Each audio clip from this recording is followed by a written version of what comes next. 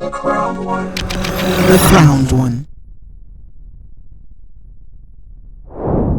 What's up, guys? How's it going? Glad to have you back here at the Crown One. And it looks like we just got the official word. Star Wars Zero Company is going to get a release date soon.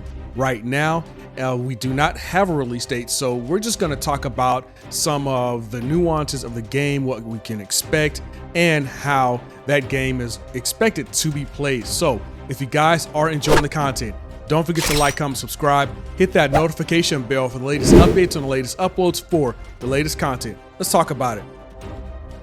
Right, so this article is trending, but as you can see on the date, it was over last week, but I just saw it a few days ago and I just wanted to cover it because I think, something that's been brewing, which is the hope of Star Wars franchise, seeing its, I would say, re-ascension into the favorability of the Star Wars fandom. Now, this game in particular is going to be what I believe is going to be it's a single player, but it's going to follow the storyline between episodes 4 and 5. And I'm jumping ahead of myself, so let's backtrack just a little bit to explain some of the potentially key details from this article. So we're talking about Respawn Entertainment, and these are the folks that made Star Wars Jedi Fallen Order. If you haven't played that game, I think it's a very great game. It was a great starting point for Cal Kestis, which is the main character for that Star Wars Jedi Fallen Order and also Jedi Survivor franchise. And if you haven't seen the gameplay, which I'm assuming you have, you can also check out some of my other videos, shameless plug, where I played this game and also the complete game of Jedi Survivor on the PS5. And I can tell you from my own personal experience, it was a very fun game to play, really interesting storyline. And I also did a video of it having a third installment of the Star Wars Jedi Cal Kestis. So you may have to thumb through the library. Let me see if I can find it, and I'll just provide a link if you guys want to check it out. If not, it's all good. But again, it was fun gameplay. Now, they're collaborating with Bit Reactor, the people that made Star Wars Jedi Fallen Order. They're going to be collaborating with Bit Reactor, and it's where it gets interesting because Bit Reactor is packed with studio veterans from Firaxis Games. Now, these are the people that made XCOM, and I hope I'm pronouncing that right. I'm just reading it as I see it. XCOM or Zom or however you're pronouncing your X's. These guys, from what we've seen, definitely know their stuff, and I want to say XCOM was a good game, a very interesting game. I'd probably have to check it out on Steam or another platform like Instant Gaming to see what all was there. But if you believe the article, these guys definitely know what they're doing, and I have pretty good confidence that they will make Star Wars Zero Company good. And the only reason I say that is because from what the praises they're getting from XCOM. Now, what is exactly Zero Company from Star Wars? Well, from what we're hearing, it's going to be a single player turn-based tactical strategy game. Now, if we think about it, we're the commander or the first player or the main player, or the gamer, which is yourself, is going to be leading a squad through what sounds like a seemingly dangerous and intense strategic combat scenario, which is going to be embedded, of course, in the Star Wars universe. Now, the story is where, I was saying earlier, it's going to fall in between episodes 4 and 5. And let me make sure I'm getting the timelines right. Star Wars episodes 4 and 5. Episode 4 was the Empire Strikes Back. No, hold on. No, A New Hope. Episode 4 is A New Hope, and episode 5 is The Empire Strikes Back, and then episode 6 is Return of the Jedi. So it's going to be between episodes 4 and 5. So right there in the middle of the classic galactic civil war. You're going to be playing for the Rebellion. But the twist is that you're not going to be playing as a Jedi. So it's not going to be any lightsabers, which is interesting because I did see one of the trailers actually on the next page I'll be jumping to probably in a second, which is their X page. I'll also have that link in the description, and it shows a Jedi there. And this Jedi looks like it's from the same race as what Jedi Master Plo Koon, if I'm saying his name right, is from. But I'm reading that it says it's not going to be any lightsabers. You're not playing as a Jedi. Instead, you're going to be stepping into the boots of elite soldiers who are operating behind the enemy lines for the Rebel Alliance. Now, this could be a really fresh take on the Star Wars conflict because it focuses on what we consider the nitty-gritty of those ground level missions. And if you ever have any idea about the military, you know, you have your war front and then you have guys working behind the scenes, what we like to call either special forces or you know, Delta Force, where you got the commandos and they're doing sabotage work. They're doing stuff that the watchful eye of their enemy may not see behind those scenes. Now, these are high stake missions, which, you know, of course, you know, high stakes, high rewards, that's going to have an impact on the mission itself. And you're going to be doing things like infiltration, sabotage, extraction, you know, pretty much all the sneaky stuff. So now Bit Reactor's background, you got to imagine they're going to be nailing some of the deep mechanics, some of those games, which can be generally challenging because this is going to, I mean, obviously it's going to be born purely out of imagination. However, they do have a story arc in between episodes 4 and 5, so they do have a template to go off of. And because they're going to be starting with the French episodes 4 through 5, they have, you know, like I said, it's a good springboard for them to launch from as far as creating their own, I would say, own idea based off of the ideas of 4 and 5 episodes. Now, we don't have the details about the squad members. Again, within this article, it's, you know, doesn't seem like it reveals much. However, within the X page, and again, I'll be jumping to that in a sec, it looks like there'll be a little more detail. So you can, again, check that out within the link that I provide in the description. Now, in my opinion, this could be interesting, you know, for team building and strategy. And I also have the idea of uncovering secrets, you know, that could actually change the fate of the galaxy. But I do like the fact that it's talking about some of the team building, some of the co-op stuff. I think co-op, in my opinion, I would hope that it's on the rise. I like doing co-ops because, you know, I think we've kind of lost some ways in the gamer realm, some of the co-op togetherness, if you will, the team building, especially when we used to do LAN parties. And if you've been around gaming long enough, LAN parties, as retro as that sounds, was so much fun. You had Call of Duty Modern Warfare Part 1 and 2, you had Halo, and those are just some great times to have. So I'm wondering if Star Wars Zero Company is going to have that same co-op, or it's going to be like on a battleground or something. You know, I'm just curious. But transitioning over to another point, whether or not it's going to be on PC, PS5, it's saying that it will. So, you know, we'll see what happens. But PC, PS5, and Xbox Series XS is where we're going to be seeing those games. So that also rises another potential issue, which is the crossplay. How good is the crossplay going to be?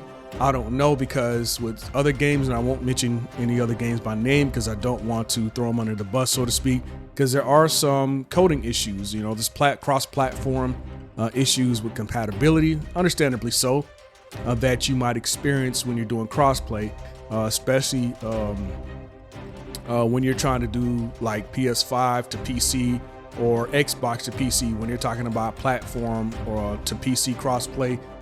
From my experience, there have been some issues, so hopefully they're able to work those situations out. Now, you know, now this is a new announcement, so, you know, just a few questions. And, you know, how truly different is this tactical gameplay going to feel with Star Wars Universe? I'm talking a little fast, but the Star Wars Universe is going to be focusing on non-Jedi characters, you know, which is cool. You know, especially when you had, I think it's Boba Fett, that video game with Star Wars Boba Fett, obviously a non-Jedi character. In fact, you would, in some circles, you would say Mandalorians are anti-Jedi, or even just anti, you know, Sith and Jedi, because obvious reasons. I mean, they train to fight against Jedi.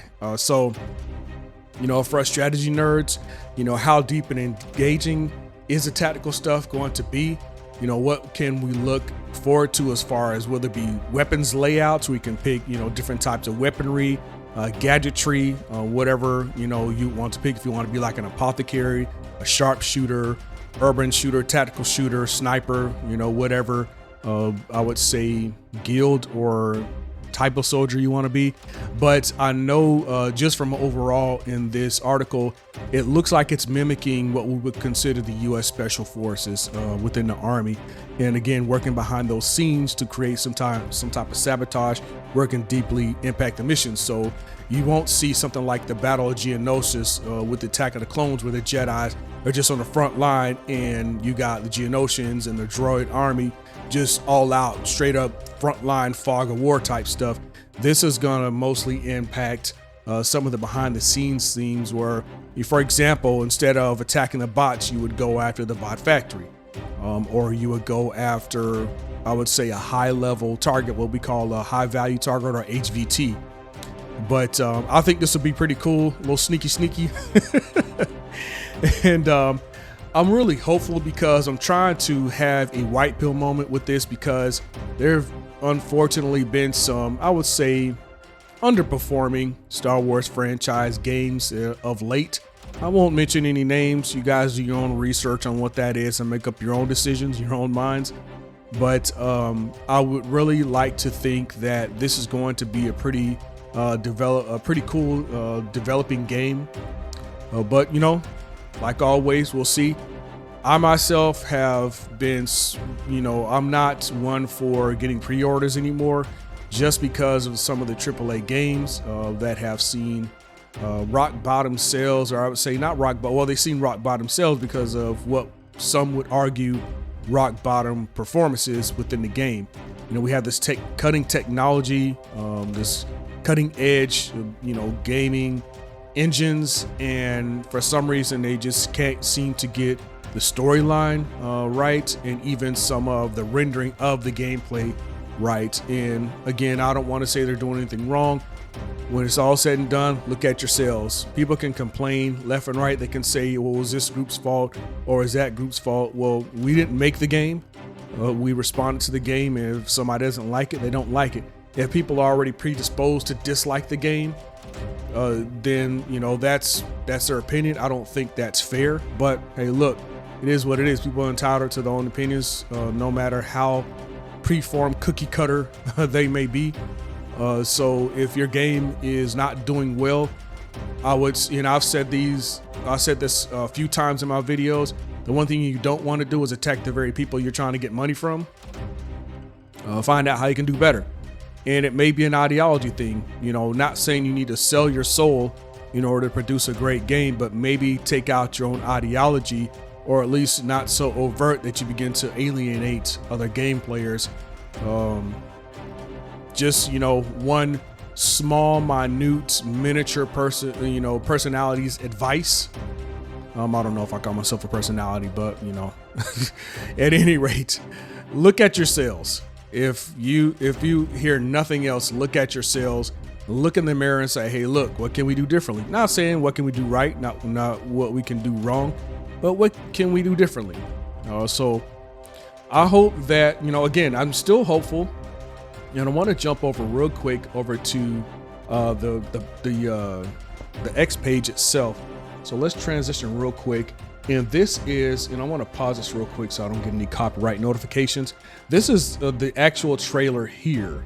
Yeah, let me see. So lead a squad of cunning operatives in a Clone Wars. Welcome to Zero Company. All right, so, oh my goodness, this autoplay, man.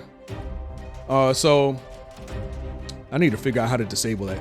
So here is the actual page. So it's EA Star Wars, and then you got the trailer here that's been pinned on April 19th. I'm actually, at the time of this recording, it was April 22nd.